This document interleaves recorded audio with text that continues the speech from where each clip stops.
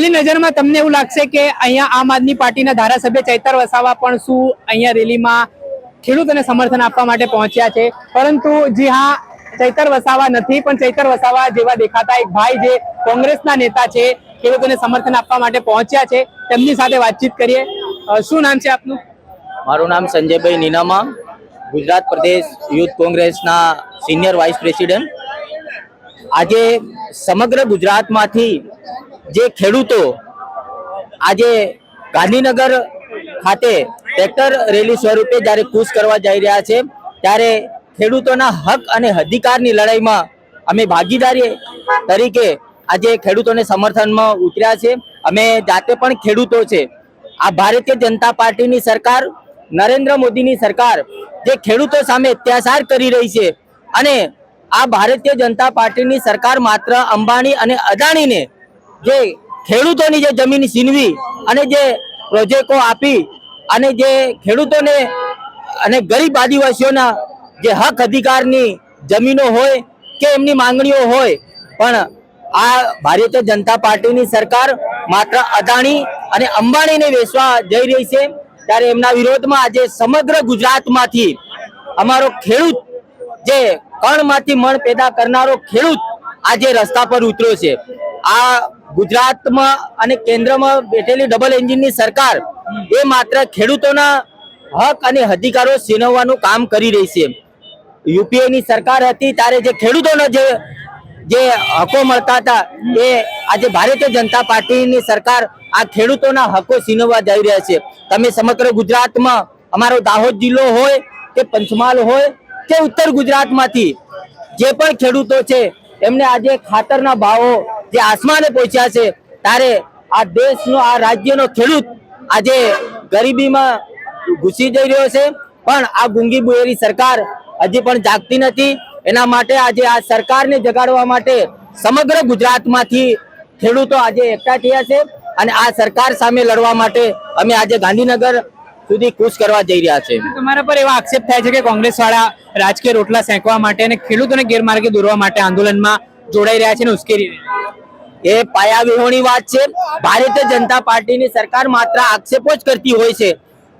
તમે જોવો છો કે જ્યારે પણ જે ગરીબોના હક અને અધિકાર માટે જ્યારે ખેડૂત હોય કે અન્ય કોઈ પ્રશ્ન હોય, આદિવાસીઓના પ્રશ્ન હોય, માઇનોરિટીના પ્રશ્ન હોય, એસસીના પ્રશ્ન હોય, આ 18 આલમના જ્યારે ગરીબોની જે વાત સરકાર સુધી પહોંચાડવાની હોય છે, ત્યારે અમે કોંગ્રેસના કાર્યકર તરીકે અને આ ગરીબોના પડકે હંમેશા કોંગ્રેસ પાર્ટીનો કાર્યકર્તા અને કોંગ્રેસ પાર્ટી ઊભી રહી છે.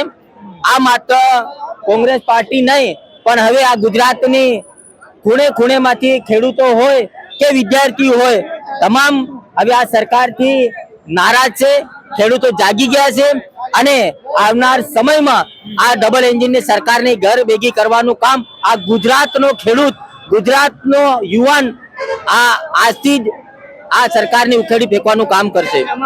આમ આદમી પાર્ટી પણ આ સમર્થનમાં આવી રહી હતી ખેડૂતોની રેલીમાં. તમે અમને અટકાવી દીધા કે તમે અહીંયા રાજકારણ કરવા માટે આવી રહ્યા છો, તો શું કહેશો? આમ આદમી પાર્ટી માત્ર રાજકીય રોટલા શેકવાનું કામ કરી રહી છે.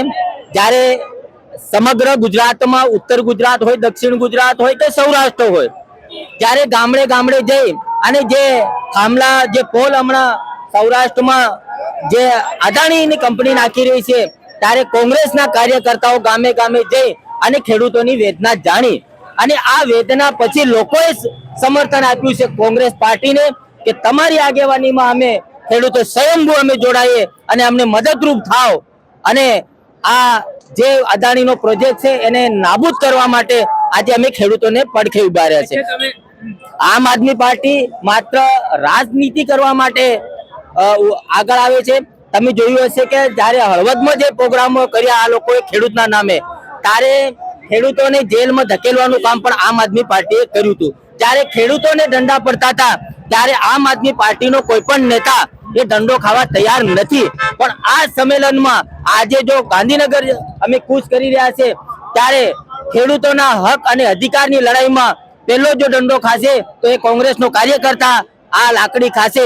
પણ આ ગુજરાતના ગરીબ ખેડૂતોને અમે હંમેશા સાથે રહીશું. અચ્છા, તમારો લુક છે ચૈતર વસાવા જેવું પણ આવે છે, જે આમ આદમી પાર્ટીના ધારાસભ્ય છે, તો ઘણી બધી વખત લોકો એવું પણ સમજતા હોય છે કે ચૈતર વસાવા ખુદ મેદાને આવ્યા છે, તો શું કહેશો આ લુકને લઈને?